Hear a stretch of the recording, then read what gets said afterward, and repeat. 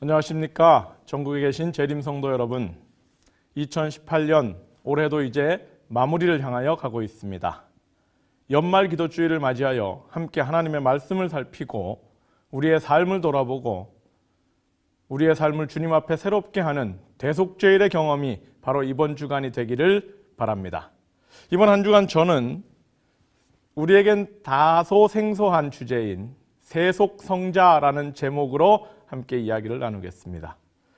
변화하는 세상 속에 살면서 변치 않는 재림기별을 전하는 거룩한 사람, 이것을 줄여서 세속성자라 명했습니다.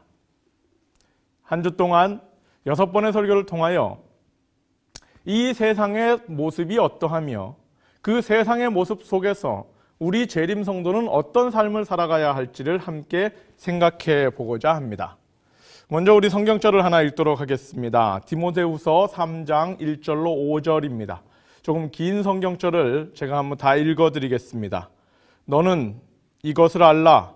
말세에 고통하는 때가 이르러 사람들이 자기를 사랑하며 돈을 사랑하며 자랑하며 교만하며 비방하며 부모를 거역하며 감사하지 아니하며 거룩하지 아니하며 무정하며 원통함을 풀지 아니하며 모함하며 절제하지 못하며 사나우며 선한 것을 좋아하지 아니하며 배신하며 조급하며 자만하며 쾌락을 사랑하기를 하나님 사랑하는 것보다 더하며 경건의 모양은 있으나 경건의 능력은 부인하는 자니 이 같은 자들에게서 내가 돌아서라.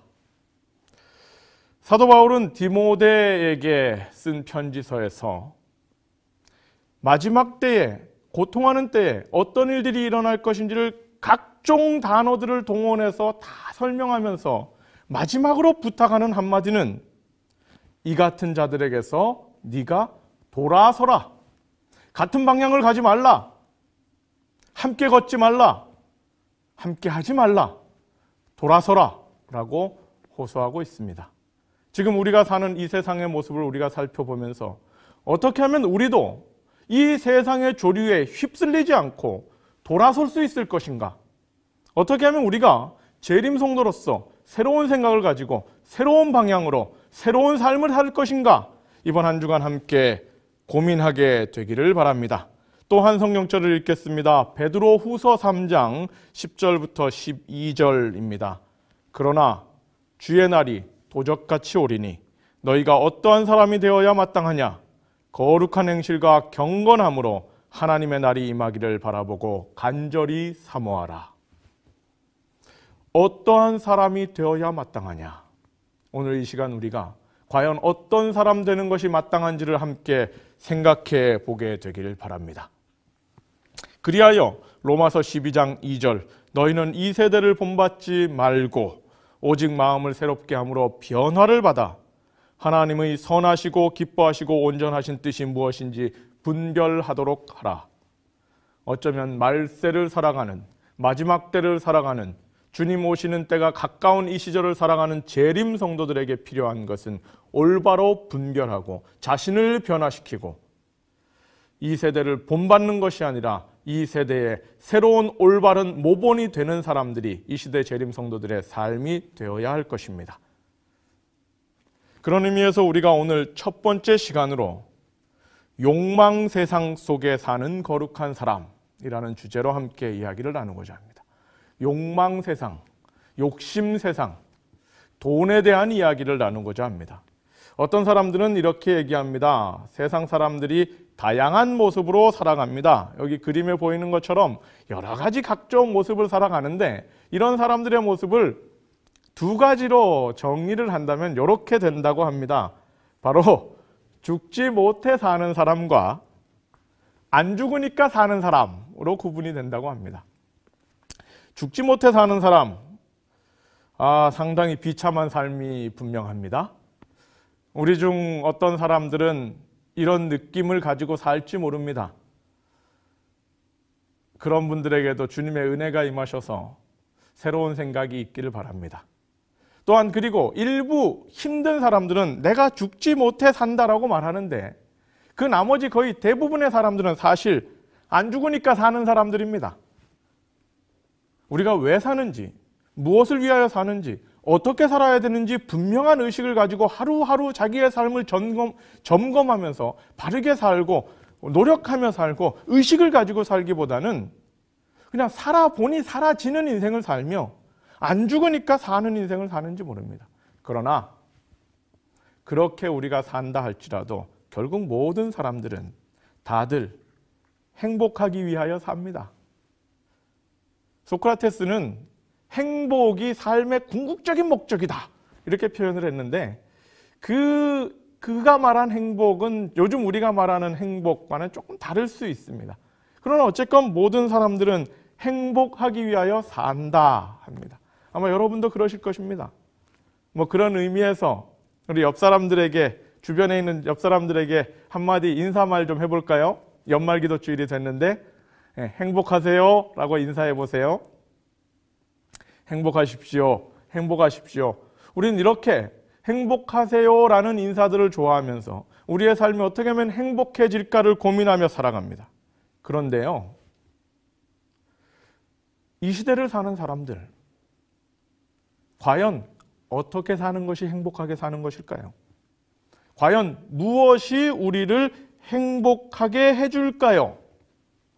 여기 2009년에 한 신문사에서 어떻게 하면 행복할까? 행복을 결정하는 요소가 무엇인가? 라는 것을 조사한 적이 있습니다. 그렇게 조사를 했는데 이 질문은 무엇이 행복의 결정적인 요소인가? 라는 질문 하나만 고르시오 라는 질문이었습니다. 거기에 나온 대답 중에요, 가장 많이 나온 것이 여기에 보시는 바와 같이 1등 36% 경제적 안정, 즉 돈이 중요하다. 2등 두 번째 신체적 건강 23%, 세 번째 가정의 화목 19%. 그런데 제가 잠깐 좀 전에 말씀드린 바와 같이 하나를 고르시오 해서 이것을 이렇게 나온 결과입니다. 그래서 아마 생각하기에는 많은 사람들이 이 1등으로 나와 있는 제1위로 나와 있는 경제적 안정이 가장 중요하게 보여지는데 이미 경제적 안정을 어느 정도 이룬 사람들은 그 다음으로 신체적 건강이나 가정의 화목을 선택한 것으로 추론하고 있습니다. 어찌되었건 우리 모든 사람들은, 이 땅에 사는 사람들은 행복하기 위하여 노력하고 사는데 그 행복을 결정하는 요소가 무엇이냐라고 물었을 때 경제적 안정, 돈이라고 답하는 사람들이 이 세상에 많은 사람들이었습니다. 우리 재림 성도들은 어떠십니까? 여러분의 행복을 결정하는 요소는 무엇입니까? 어떤 사람 솔직하게 대답하면 돈이라고 대답할 수도 있을 것이고, 어떤 사람은 건강이라고 대답할 수도 있을 것이고, 어떤 사람은 또 가정이라고 대답할 수도 있을 것이고, 또 어떤 사람은 매우 신실한 어떤 사람들은 오직 주님만 있으면 행복하다라고 대답할 수 있을지 모릅니다. 어찌되었건 요즘 세상은 행복하기 위하여 사는데 그 행복을 위해서는 경제적 안정이 필요하다라고 합니다. 그러면 여러분, 돈이 얼마나 있으면 행복할까요? 도대체 얼마가 있어야 행복할까요? 우리의 행복 지수는 얼마가 있으면 점점 더 최고점을 갈 수 있을까요? 이것도 어떤 사람들이 연구를 해놨더라고요. 서울 시민의 행복도 조사를 지난 2010년에 한 결과가 있는데요. 돈과 행복, 어떤 관계가 있는가라는 것을 살펴본 것입니다. 그 결과 어떻게 있냐면 100만 원 벌던 사람이 200만 원 벌게 되면, 월급 100만 원 받던 사람이 200만 원의 월급을 받게 되면 행복해질까요? 네, 행복해진답니다. 더 행복해진답니다. 더 벌기 때문에 더 행복해진답니다. 그럼 200만 원 받던 사람이 300만 원 받으면 행복해질까요? 네, 월급 200에서 월급 300으로 올리면 더 행복해지더랍니다. 그러면 300만 원 받던 사람이 400만 원 받으면 행복해질까요? 네, 400만 원 받으면 더 행복해지더랍니다. 그런데 그 400만 원 받던 사람이 월급 400에서 월급이 더 올라서 500, 600으로 오르면 더 행복해질 것인가? 여기서 특이한 결과가 나왔는데요. 400만 원 받던 사람이 500, 600으로 올라간다고 해서 더 행복해지는 것이 아니라 오히려 행복 지수는 떨어지더라는 것입니다. 이게 무엇을 이야기하는 걸까요? 여기서 우리가 알아야 될 것은 그냥 많으면 행복할 줄 아는데 뭐가 없는 사람들 입장에서는 뭐라도 결핍을 느끼는 사람들 입장에서는 많으면 행복할 줄 아는데 그 많음도 어느 정도 적정선에 차면 더 이상 그것이 우리의 행복을 담보할 수 없다는 것입니다. 그런데 우리는 어떻습니까? 그 어느 정도 적정선이 아직 되지 못한 것 같기도 하고 인간의 욕심이 아직 거기까지 닿지 못해서 그런지 몰라도 계속해서 우리는 열심히 부지런히 살고 있습니다. 여기 한 이야기를 드리고자 합니다. 이 그림에 보면 여기 소가 한 마리 나옵니다. 이 소 중에서도요 좀 용감하고 힘센 소입니다. 이 소를 우리가 버팔로라고 부릅니다. 이 소가 얼마나 힘이 센지 이 소들이 때로 모여서 한번 작정을 하면 이 그림에 보는 바와 같이 사자도 꼼짝 못하게 만듭니다. 그런데 이 무섭고 힘센 이 소, 버팔로 소들을 아메리카 인디안들이 사냥하는 방법이 있습니다. 어떻게 사냥을 하냐면 아주 지혜롭게 합니다. 넓은 초원에 이 그림에 보시는 바와 같이 소들이 초원에서 평화롭게 풀을 뜯어먹고 있습니다. 바로 이럴 때 인디언 중에서 특별히 훈련된 한 사람이 이 무리 사이로 가까이 갑니다. 근데 무리 사이에 누구에게로 가느냐? 이 버팔로 때는 그 우두머리가 모계사회라서 암소가 우두머리래요. 그 우두머리가 있는 쪽으로 몰래 다가가서 가까이 가서는 그 암소를 자극하는 소리, 즉 버팔로 새끼의 소리를 낸다고 합니다. 그러니까 사람이 버팔로 성대모사를 하는 겁니다. 그렇게 해서 버팔로 새끼의 소리를 쭉 내면 이렇게 풀 뜯어먹고 있던 버팔로들이 뭔 일인가 해서 쳐다보게 되고요. 그리고 그 대표되는 이 대장 버팔로, 이 암소가 그곳으로 걸어온다는 거예요. 그렇게 해서 이게 무슨 소린가 확인하려고 걸어오면 그렇게 걸어올 때 그렇게 아기 버팔로의 소리를 잘 내고 있던 그 사람이 갑자기 워이! 하면서 놀래켜버린다는 거죠. 그러면 이 어미 버팔로가 뭔 소린가 버팔로 아기 소리가 나서 난다고 가보다가 갑자기 깜짝 놀라서 그 반대편으로 뛰기 시작하는 겁니다. 그리고 이게 깜짝 놀란 버팔로는 뛸 이유가 있습니다. 놀랬기 때문에 뛰는 겁니다. 그런데 이 놀라서 뛰는 버팔로를 쳐다보던 다른 버팔로들이 따라 뛰기 시작하는 겁니다. 아마 제일 대장 버팔로가 뛰니까 그 대장들의 참모들이 뛰었을지 모르겠습니다. 그렇게 참모들이 뛰니까 그 주변에 있는 다른 버팔로들도 뛰기 시작하는 겁니다. 그래서 한번 뛰기 시작하니까 열심히 뛰게 되는 겁니다. 그렇게 열심히 뛰기 시작하니까 모두가 다 뛰게 되고 모두가 다 한 방향으로 죽어라고 달리는 상황이 되는 것입니다. 그런데 이 달리는 방향은 인디안들이 디자인해 놓은 방향입니다. 뛰고 뛰다 보면 어느 순간인가 그 계속 뛸 수 있는 것이 아니라 낭떠러지를 맞닥뜨리게 됩니다. 그런데 앞에서 뛰던 버팔로가 드디어 낭떠러지를 발견하고 더 이상 뛰면 안 되겠다 생각해서 브레이크를 꽉 밟겠지만 이미 뛰어오던 가속력 때문에 더 이상 멈추지를 못하고 그리고 뒤에서 뭔지 모르고 달려오던 버팔로들이 계속 밀어서 어쩔 수 없이 이 그림과 같이 다 떨어져 버리게 되는 것입니다. 그러면 잘 뛰고 빠르고 건강한 버팔로들이 제일 앞에 뛰어가다가 다 떨어지게 되고 그 떨어진 버팔로들을 그 아래서 인디언들이 이미 절벽에 떨어져서 뭐 다치고 죽고 해서 더 이상 저항할 수 없는 버팔로들을 수확하는 것이 이 인디안들의 버팔로 사냥법이라고 합니다. 여러분, 그냥 조용히 풀 뜯어 먹다가 우리 대장이 뛰니까 저렇게 힘센 사람이 저렇게 잘난 사람이 뛰니까 우리도 뛰어야 되나 보다 하고 같이 뛰기 시작했고 그러다가 온 무리가 다 달리기 시작했는데 달리다 보니 어느 순간인가 우리가 왜 뛰는지도 모르는 상황이 되어버린 이 상황. 이게 어쩌면 우리가 살아가는 우리의 모습일지도 모릅니다. 소만 이렇게 미련하게 뛰다가 죽는 것이 아닙니다. 사람도 어쩌면 그럴지 모릅니다. 여러분, 우리의 아이들에게 제가 청소년부를 하다 보니 아이들이 어떻게 사는지를 자꾸 보게 됩니다. 정말 힘든 시절을 보내는 아이들이 너무나 많습니다. 주말에 쉬지도 못하고요. 주말에는 학원에서 합숙하다가 월요일 아침에 학원차를 타고 학교로 오는 아이들이 있더라고요. 우리가 이렇게 더 열심히 공부해서 더 좋은 대학 가서 더 많이 벌면 더 행복할까요? 모든 사람들이 다 더를 외치는 이 세상에서 더 가져야 되고 더 높아야 되고 더 열심히 노력해야 되고 더 많은 노력을 하자고 외치는 이 세상에서 우리는 과연 생각해 봐야 됩니다. 더 열심히 하고 더 좋은 대학 가고 더 많이 벌면 더 행복할까?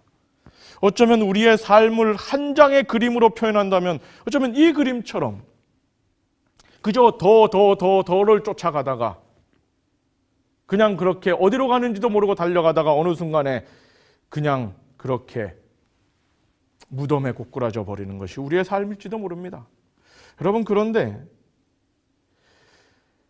성경에도 이런 표현이 있습니다. 하나님께서 그분의 백성들을 가장 좋은 포도나무로 심으셨대요.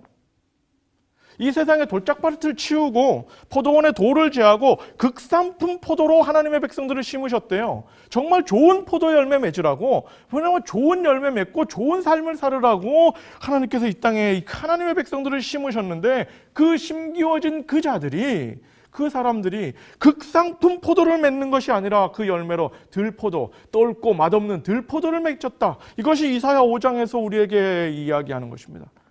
하나님께서는 그분의 백성들을 최고의 포도 상품으로 심으셨는데 왜 그들은 최고의 열매가 아니라 들포도를 맺었을까? 이사야 5장에서는요, 이렇게 하나님께서 그 백성들을 좀 좋게 되길 바랬는데 좋게 되지 못하고 들포도 맺은 것을 한탄하시면서 그 이유에 대하여 이사야 5장 8절부터 몇 번씩 반복되는 화 있을진저라는 단어들을 통하여 그들이 왜 그렇게 되었는지를 이야기하고 있는데, 그 중에 첫 번째 이유로 나온 것이 이사야 5장 8절입니다. 가옥에 가옥을 이으며 전토에 전토를 더하며 빈틈이 없도록 하고 이 땅 가운데서 홀로 거주하려는 자들은 화 있을진저. 극상품 포도로 하나님께서 심으셨는데 그들이 그 좋은 열매 맺지 못하고 들포도 맺는 이유는 그들의 욕심 때문에 가옥에 가옥을 이으며 집 사고 또 사고, 한 집 사고 그 다음에 또 사고 또 사고 또 사며, 전토에 전토를 이으며 땅 사고 또 땅 사며, 그렇게 자기 욕심을 부려가며 그렇게 이 땅 가운데 홀로 거주하면서 나만 잘 살면 된다라고 살아가는 그 그리스도인들이, 그 하나님의 백성들이 결국은 하나님께서 약속하신 좋은 극상품 포도가 아니라 들포도 맺는 자들이 된다라는 것입니다. 여러분, 오늘 이 한 해 동안 지난 삶을 돌아보는 오늘 이 시간에 여러분의 지난 한 해를 돌아봐 보시기 바랍니다. 무엇을 위하여 그렇게 열심히 살으셨습니까? 무엇을 위하여 우리가 그렇게 열심히 달렸습니까? 무엇을 위하여 우리가 그렇게 부지런했습니까? 무엇을 위하여 아침 일찍 일어났습니까? 무엇을 위하여 밤늦게까지 고생했습니까? 무엇을 위하여 그 자녀들까지도 닥달했습니까? 혹 이것이 나의 가옥에 가옥을 연하는 일과 전토에 전토를 연하는 일이며 나만 잘 살아보겠다는, 홀로 잘 살아보겠다는 생각으로 시작된 것이 아닌지 돌아보시기 바랍니다. 이런 그리스도인들이 가지고 있는 재물에 대한 욕망, 재정적인 욕심, 이것에 대하여 매우 심각한 고민을 했던 사람이 존 웨슬리라는 사람입니다. 감리교를 만든 사람인데, 이 사람이 그리스도인들이 재정에 대하여 뭔가 잘못 생각하고 있다는 고민을, 문제의식을 가지고 있으면서 그가 만들어낸 재정 원칙이 있는데 세 가지로 압축이 됩니다. 이런 겁니다. Gain all you can. 할 수 있는 만큼 많이 벌어라. 두 번째, Save all you can. 할 수 있는 만큼 많이 저축해라. 세 번째가 중요합니다. 첫 번째와 두 번째만 하는 것은 그리스도인답지 않습니다. 세 번째입니다. Give all you can. 할 수 있는 한 많이 주라. 그저 열심히 벌어서 11조만 하면 된다, 뭐 10분의 2만 바치면 된다, 이런 것이 아니라 할 수 있는 한 많이 주라. 최대한을 다 주려고 노력하는 사람이 되라. 그러기 위하여 벌어라. 그러기 위하여 저축해라. 이것이 돈에 대하여, 재정에 대하여 그리스도인들이 생각해 볼 일입니다. 여러분, 우리가 잘 아는 한 사람의 이야기를 좀 보겠습니다. 이 일본의 저자 중에 한국어 번역이 가장 많이 된 이 작가가 바로 이 빙점을 쓴 미우라 아야코라는 사람입니다. 이 미우라 아야코는 뭐 건강치 않았지만 어쨌든 빙점이라는 소설로 유명해진 사람인데요. 사실은 미우라 아야코의 고백은 자기 남편이 너무 고마운 존재다. 그의 남편 미우라 미스요가 매우 고마운 존재라는 건데요. 이게 무슨 이야기냐면요. 미우라 아야코는 원래 학교 선생님이었습니다. 그런데 제국주의 식민지 교육이나 이런 것들에 좀 약간의 문제의식을 느꼈는지 선생님을 그만뒀고요. 또 건강은 매우 나빠진 상태였는데 그때 이 미우라 미스요라는 남자가 이 여인에게 다가왔고 구애를 했고 시간이 많이 흐르고 몇 년의 과정을 거친 다음에 둘은 결혼을 했습니다. 그렇게 결혼을 하고 두 사람은 생계를 위하여 작은 가게를 열었대요. 그런데 그 가게를 열었는데 그 가게가 너무 잘 돼서 점점 잘 돼서 장사가 너무 잘 돼서 이제 그 가게에 심지어는 트럭으로 물건을 떼와서 팔아야 될 정도로 가게가 아주 잘 됐답니다. 그런데 그렇게 가게가 잘 되는 순간에 잠깐 돌아보니 주변 가게들이 점점 파리가 날리고 있다는 겁니다. 그때 이 미우라 아야코의 남편인 미우라 미스요가 그 부인 아야코에게 이야기를 했습니다. 우리 가게가 잘 되고 보니 이웃 가게들이 문을 닫을 지경이네요. 이건 우리가 바라는 바가 아니잖아요. 이렇게 말하면서 두 사람은 고민을 했고 이걸 어떻게 처리할까 고민하다가 가게의 규모를 줄였습니다. 파는 품목을 줄였습니다. 파는 양을 줄였습니다. 그리고 자기 가게에서 팔지 않는 품목을 찾는 손님이 오면 그것은 저희 가게에 없으니 저쪽 옆 가게로 가십시오라고 안내를 해줬습니다. 그렇게 해서 그 가게 주변의 다른 가게들도 잘 살게 되었습니다. 그리고 그렇게 해서 가게를 줄이고 자기가 여유가 남는 시간에 미우라 아야코는 글을 쓴 겁니다. 그리고 그때 썼던 글들을 신문사에 보내서 당선이 되고 그것이 소설이 된 것이 빙점이라는 유명한 소설이 되어서 사람들의 마음을 울리는 작가가 되었다는 것입니다. 만약 이 미우라 아야코와 미우라 미스요라는 이 두 부부가 그래 물들어왔을 때 노져야겠다는 생각으로 장사 잘 될 때 주변이 어떻게 되는지 말든지 상관없이 나는 잘 먹고 잘 살아야겠다. 나 홀로 잘 살겠다는 생각으로 죽으라고 돈을 벌 생각을 해서 어떻게 하면 더 벌을까? 트럭 한 대로 가져오던 거 트럭 두 대로 가져올까? 얼마나 더 빨리 가져올까를 더 고민했더라면 이 사람은 어떻게 됐을까요?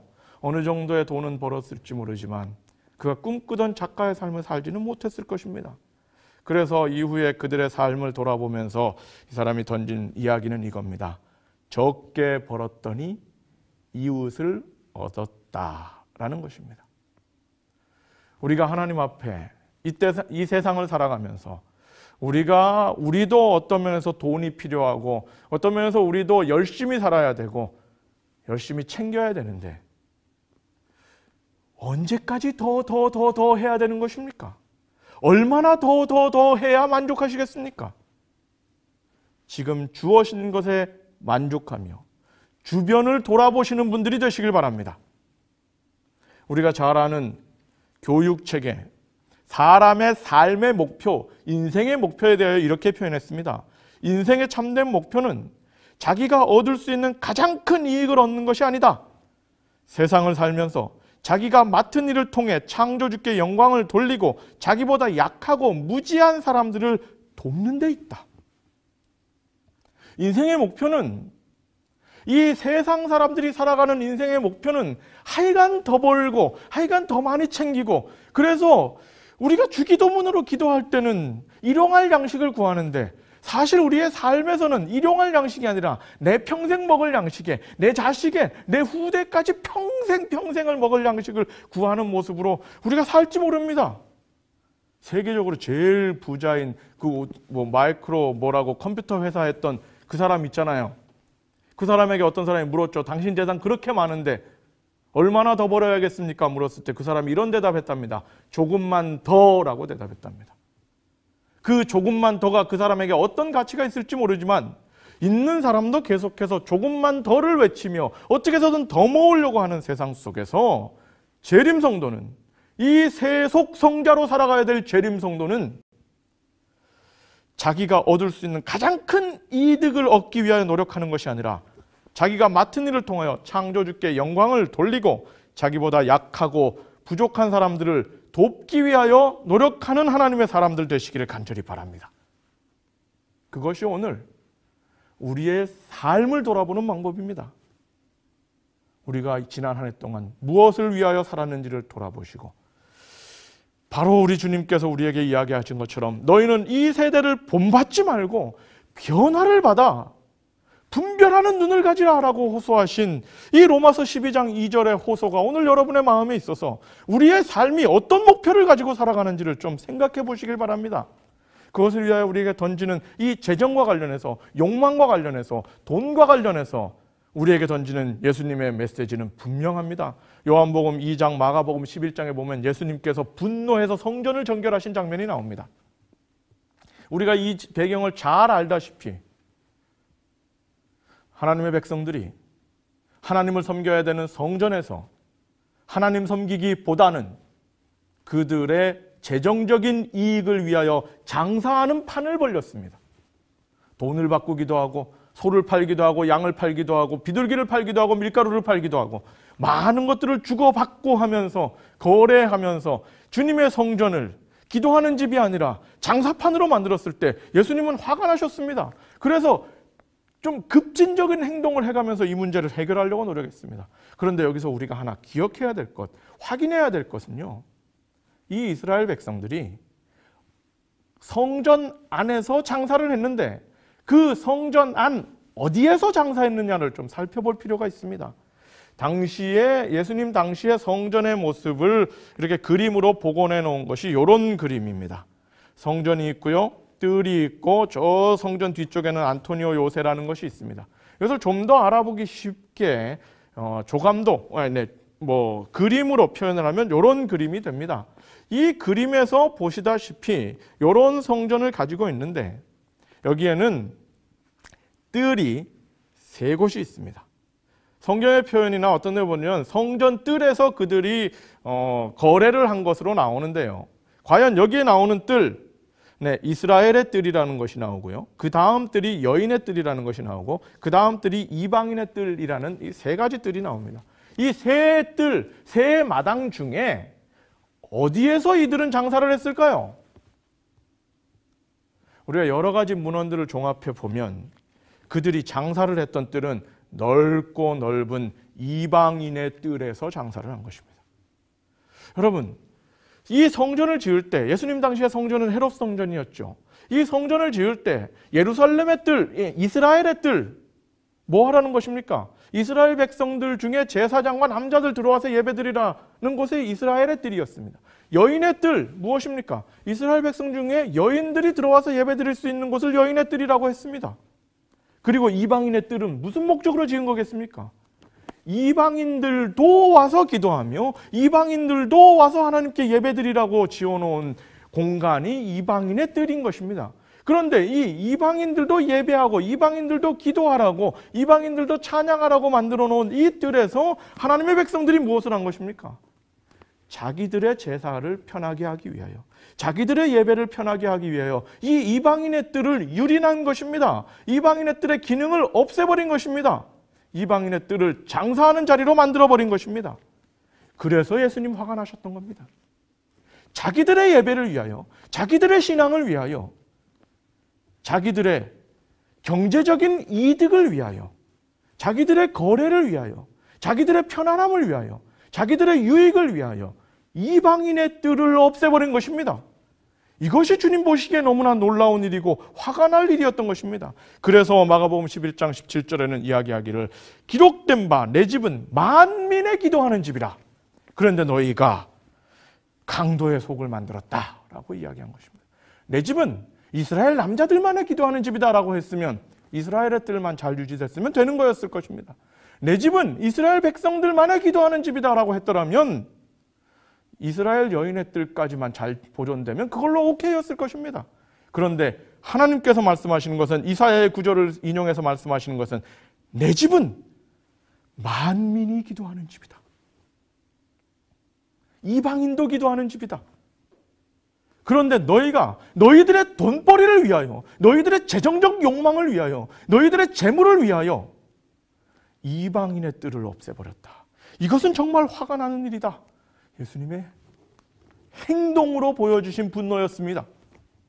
여러분, 고린도전서 3장 16절을 보면 이 시대의 성전은 우리 하나하나가 하나님의 성전이라고 합니다. 그러면 우리에게도 이방인의 뜰이 필요합니다. 우리에게도 이스라엘의 뜰이 있고, 우리에게도 여인의 뜰이 있을 수 있고, 우리에게도 이방인의 뜰이 필요합니다. 우리의 삶의 시간 속에서도 이방인의 뜰은 필요합니다. 여러분, 지난 한 해 동안 여러분의 삶 속에 이방인의 뜰은 온전히 유지되었습니까? 지난 한 해 동안 여러분의 삶 속에 이방인들은, 주를 믿지 않는 사람들이 여러분을 통하여 주님을 만날 기회가 있었습니까? 아니면 이스라엘 백성들이 그때 그들이 그러했던 것처럼 그들의 재정적인 이익을 위하여 이방인의 뜰을 다 없애버리고 그 돈 얼마 버는 것에 몰두하고 살았던 그 당시의 이스라엘 백성들의 삶이 오늘 우리의 삶이 되어 있지 않습니까? 모든 사람들이, 세상의 모든 사람들이 다 무엇을 위하여 그렇게 열심히 사는지 모르지만 우리는 다 부지런히 정신없이 살고 있습니다. 무엇을 위하여 그렇게 열심히 사는지 한번 돌아보실 필요가 있습니다. 내 삶에는 이방인의 뜰이 잘 유지되고 있는지 살펴볼 필요가 있습니다. 내 마음속에, 내 삶에 이방인의 뜰이 건강하게 유지되고 있는지 살펴볼 필요가 있습니다. 아니면 혹시나 내 욕심 때문에, 내 돈벌이 때문에, 내 재정적인 문제 때문에, 내가 먹고 사는 문제 때문에 이 이방인의 뜰이 망가져버리지 않았는지를 살펴볼 필요가 있습니다. 여러분, 이사야 5장에서 이야기한 것처럼 우리 하나님은 이 땅에 비록 돌이 많고 죄가 많고 냄새나는 땅일지 몰라도 우리 하나님은 이 땅에 하나님의 백성들을 심으셨습니다. 극상품 포도나무를 심으셨습니다. 그리고 그 하나님의 백성들에게 좋은 열매를 기대하고 계십니다. 이사야 5장 8절처럼 토지에 토지를 연하고 전토에 전토를 연하는 그 욕심 때문에 주께서 우리에게 기대하시는 좋은 열매가 아니라 들포도 맺고 있지 않은지 우리가 좀 자신을 살펴보시길 바랍니다.